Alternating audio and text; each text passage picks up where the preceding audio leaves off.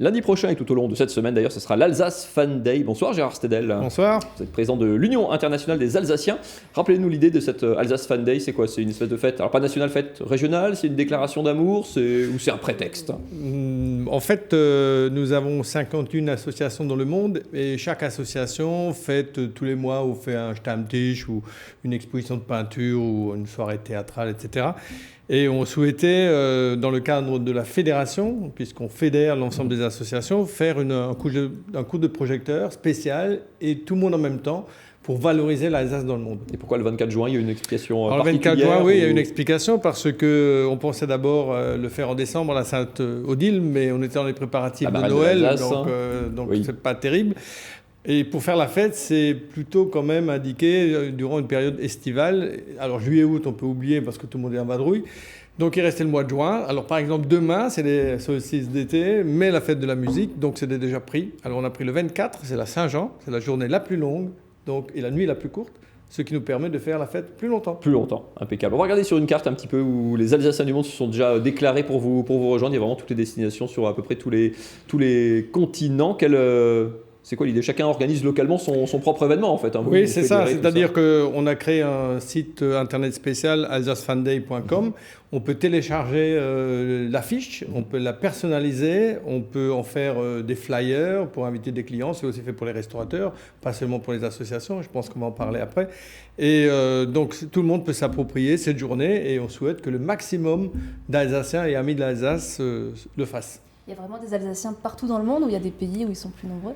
Ah oui, il y a des pays où ils sont plus nombreux. Il y a déjà par exemple la Suisse, où il y a le maximum de Français et d'Alsaciens. Il y a l'Allemagne, il y a la Belgique, il y a la Grande-Bretagne, il y a les États-Unis. Ça, c'est les principaux pays où on peut trouver des Alsaciens, mais on en trouve. Les États-Unis, c'est la principale destination, enfin hors proximité géographique immédiate, c'est la première terre d'immigration. Oui, et aussi pour l'immigration, certainement, puisque c'est par le passé, nous avons une association qui est à New York, qui va fêter les 150 ans dans 2 ans. Né en 1871, donc il y a eu une émigration forte à l'époque et je crois bien qu'à ce moment-là, il y avait 29 associations aux États-Unis d'Alsaciens. Aujourd'hui, il y en a un peu moins.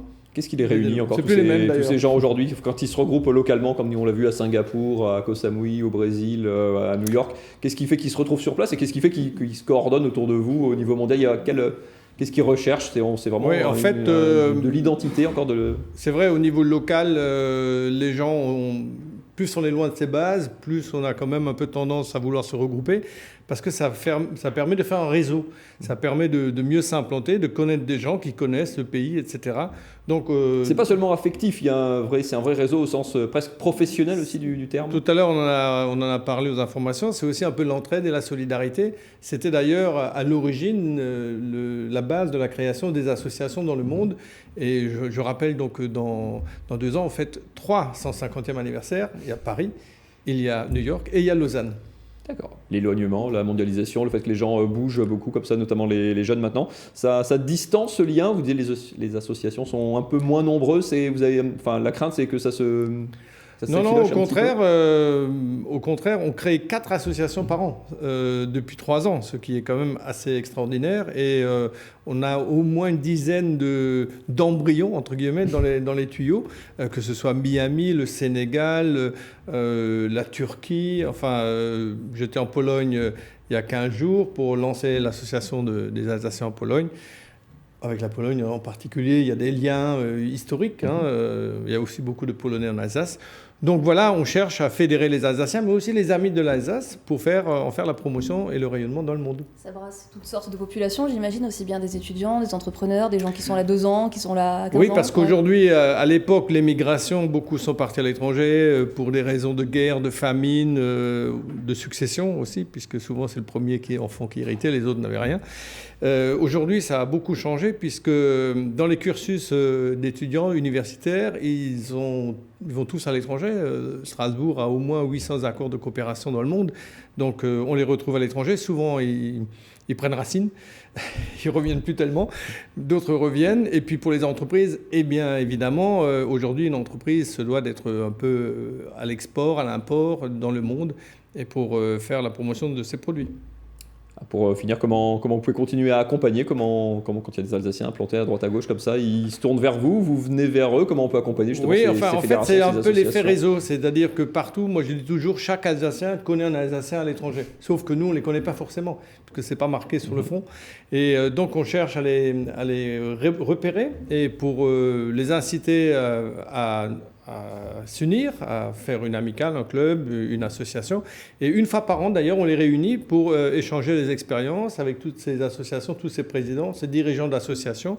Et ça permet à chacun de prendre des idées pour mieux se valoriser à l'étranger.